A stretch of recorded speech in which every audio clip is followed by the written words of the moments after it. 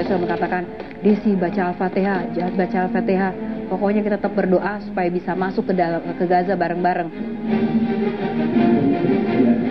Dan ada satu cerita, malam itu tanggal 16 malam, saya bermimpi, ada pesan, Desi, kamu tidak akan bisa masuk Gaza sebelum kamu bisa sholat 5 waktu.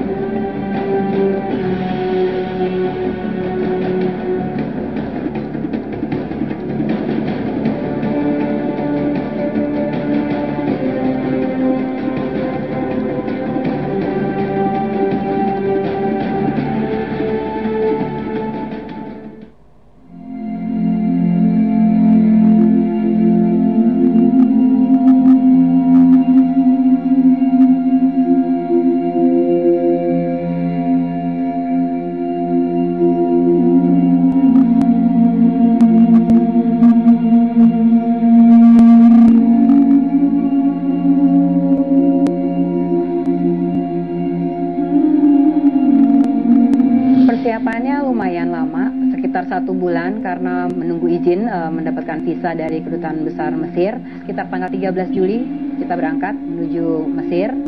Dan memang sewaktu kita berangkat hanya ada 5 yang akan bisa langsung masuk ke jalur Gaza. Yang 5 diantaranya 4 wartawan dan 1 insinyur terpaksa masih akan menunggu surat.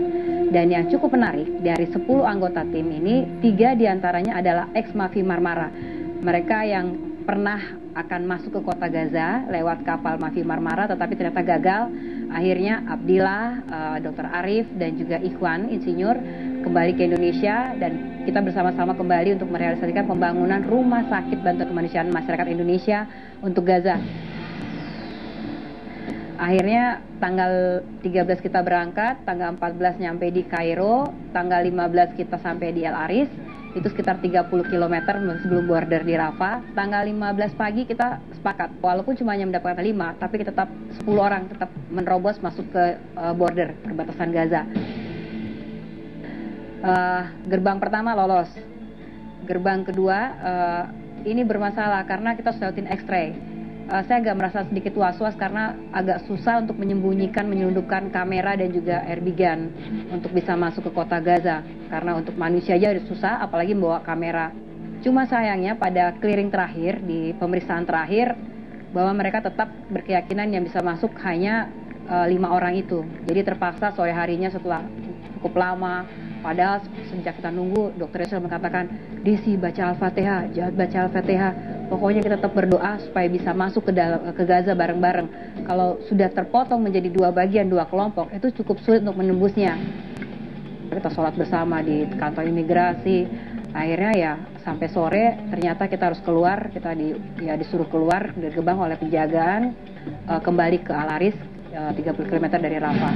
Pemirsa, saat ini saya berada di pelabuhan Al Aris, tepatnya sekitar 40 atau 50 km menuju kota Rafah dan perbatasan dengan Gaza. Dan di belakang saya seperti Anda lihat, ini adalah kapal Libya yang coba berlabuh di Gaza tetapi tidak mendapatkan izin oleh pihak keamanan Israel, dan sejak 2 hari yang lalu berlabuh di pelabuhan Al Aris ini. Ia adalah kapal Amurta yang monitoring ataupun dikoordinasi adalah Libyan Qaddafi International Associate, dan ini adalah anak dari Qaddafi sendiri. Dan ini adalah kapal Amerta yang berganti nama dengan nama The Hope, artinya bantuan kemanusiaan dari Libya.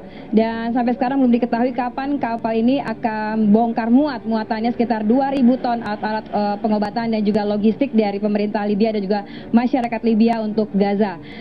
Sampai saat ini pihak pelabuhan juga belum mendapatkan informasi kapan mendapatkan izin untuk pengeluaran barang-barang ini. Dan kami juga mendapatkan informasi bahwa barang-barang ataupun logistik sekitar 2.000 ton berupa obat-obatan akan diberangkatkan lewat jalur darat ataupun dengan kendaraan roda 4 menuju perbatasan ataupun border di Rafah dan menuju Gaza. Walaupun demikian, pihak Libya mengatakan bahwa tetap akan melaksanakan misi bantuan logistik mereka walaupun kapal mereka dilarang merapat ataupun berlabuh di kawasan Gaza. Tanggal 15 kita kembali, tanggal 16 saya berpikir bagaimana caranya bisa masuk Gaza. Saya bertemu dengan seseorang, bapak-bapak. Saya cerita bahwa saya pengen masuk Gaza tapi tidak bisa masuk. Terus saya mau meliput di Al-Aris, saya nggak bisa meliput, nggak bisa ngambil gambar. Sudah 1 hari ini nggak bisa ngapa-ngapain. Terus kemudian dia bilang, oh ya udah, kamu mau ngapain? Ya udah, orang itu bantu untuk ngambil gambar, dia temenin semuanya. Besoknya tanggal 17 siang, pagi saya masih ke pelabuhan ambil gambar. Tiba-tiba tuh bapak telepon, Desi, saya tunggu 1 jam, sekarang kamu merapat ke border, ke Rafah. Loh ada apa pak? Dia bilang gitu. Udah, kamu bisa masuk, ada orang saya nanti masukkan kamu. Itu kayak gemeter, ini beneran. Saya dipikir kan ini maksudnya atau misunderstanding bahasa Inggrisnya atau gimana. Bilang itu. Nah, akhirnya ada salah satu teman yang bisa bahasa Arab. Muhammad, tolong ini apa salah dengar apa ya? Kita dapat izin untuk bisa masuk ke Rafah. 10 menit sampai di gerbang, kita turun dari mobil, dia sudah nyamperin. From Indonesia, DC, iya, Metro TV ya. Bawa barang-barang, langsung bawa masuk. Bisa bayangkan, orang yang ingin masuk ke Rafah itu minimal itu butuh waktu sekitar 2 jam untuk cap paspor segala macam. Kita bisa lewatin alhamdulillah 20-30 menit itu bisa masuk pengecapan paspor dan sampai di Gaza itu. Padahal waktu lewat X-ray itu kamera udah bunyi tuh tet. Ketika pemeriksa mau buka dia bilang gitu, no, go. Dan dia urusin semuanya sampai ini paspor, ini semua kamu tinggal masuk. Sampai masuk ke Gazanya itu. Sampai di Gaza, ternyata di situ udah disambut sama orang-orang Hamas di bandara. Terus tanyain mau ngapain aja di Gaza, berapa lama. Karena memang waktu pas selama 20 menit di border itu, dia tanya yang bantu itu, kamu berapa lama? 2 hari, 3 hari, 4 hari paling lama. Oh enggak, saya mau 1 minggu. 1 minggu ya sudah, tolong bikin surat bahwa selama kamu di Gaza, apapun yang terjadi menjadi resiko masing-masing. Tidak ada jaminan keamanan untuk di Gaza, dan kalaupun apa-apa ya tanggung sendiri. Tapi 1 minggu harus kembali sesuai dengan perjanjian. Saya telepon dokter Yesudisa, dokter saya bisa masuk ke Gaza. Bilang, beneran ini, bener dok. Mereka yang sudah berangkat 5 orang itu nggak percaya kalau kita 5 orang ini bisa masuk ke Gaza. Padahal saya juga sempat telepon orang KBRI di Kairo, dia bilang, Pak saya udah mau perjalanan masuk ke border mau ke Gaza. Loh di sini suratnya belum keluar, kamu surat aja nggak ada. Enggak Pak, ada yang nolongin betul. Nggak mungkin, kamu nggak mungkin bisa masuk tanpa surat itu. Ya itu suatu mukjizat ya, dengan bantuan orang itu bisa masuk ke Gaza.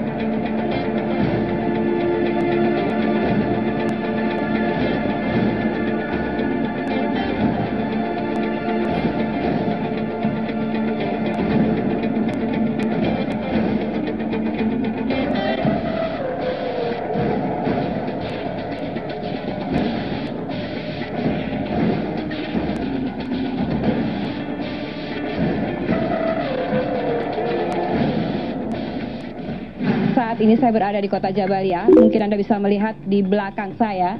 Ini adalah bekas serangan Israel pada tanggal 27 Desember 2008 hingga Januari 2009. Sejak berangkat dari Indonesia, terpikir bahwa Gaza itu daerah konflik dengan bom-bom dari Israel yang menggambarkan bahwa kondisi sana tuh masih sangat parah karena kan memang siapa yang tahu ada bom, kapan penyerangan Israel itu tidak ada yang tahu. Tapi ketika saya masuk kota Gaza, saya lihat kota yang tenang, memang masih banyak sepanjang jalan dari border ke kota Gaza City itu di kanan kiri ada beberapa banyak gedung-gedung yang masih hancur, dibiarkan hancur bekas penyerangan Israel pada 2008, penyerangan 22 hari itu. Tapi kondisinya sudah cukup normal karena saya lihat juga masyarakat sudah aktivitas, toko-toko buka. Saya pernah baca bahwa ada sekitar 600 bangunan yang hancur akibat serangan 22 hari oleh tentara Israel dari 27 Desember 2008 sampai Januari 2009. Atau hampir sebagian besar sekitar 90% masih dibiarkan seperti itu. Saya sempat mewawancarai salah seorang anggota parlemen, ketua parlemen. Saya mengatakan bahwa kenapa kok tidak dibangun gedung parlemen? Salah satu permasalahannya adalah mereka tidak bisa memasukkan pipa ataupun besi ke kota Gaza, kecuali atas izin dari Israel. Untuk batu bata mereka bisa bikin sendiri, untuk semen mereka bisa lewat terowongan ataupun lewat jalur-jalur ilegal mereka. Tapi kalau untuk besi sama pipa nggak bisa. Saya tanya lagi, kenapa nggak bisa?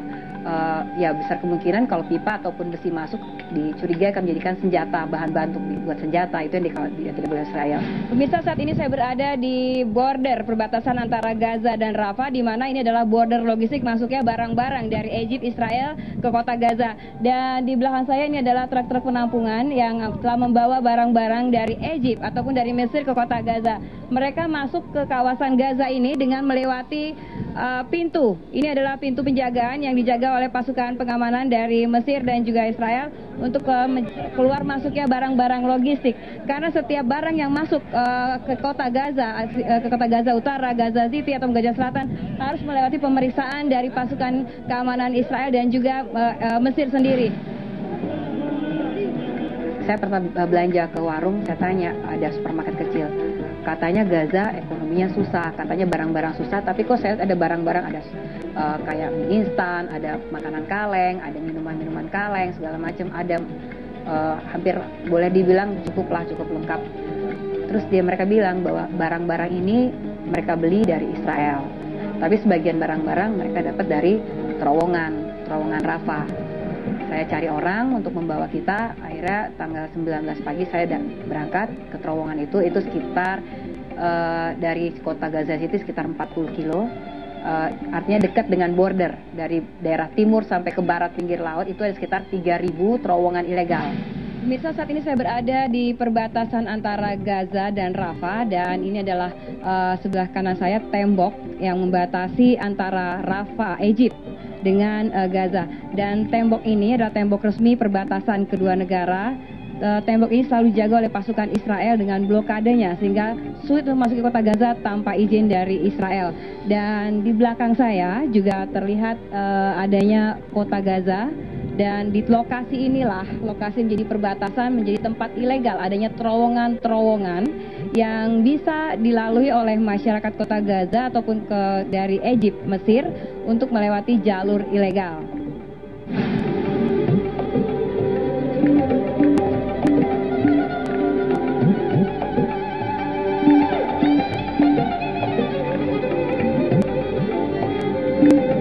Terowongan ilegal itu ada macam-macam, ada yang bisa dengan masuk mobil dulu, ada juga yang bisa cukup makanan aja, ada juga yang cukup untuk orang. Emang agak sulit mendapatkan mengambil gambar di situ karena mereka sangat takut. Tapi akhirnya saya cari cara, saya bayar orang untuk bisa membawa kita ataupun menunjukkan satu tempat.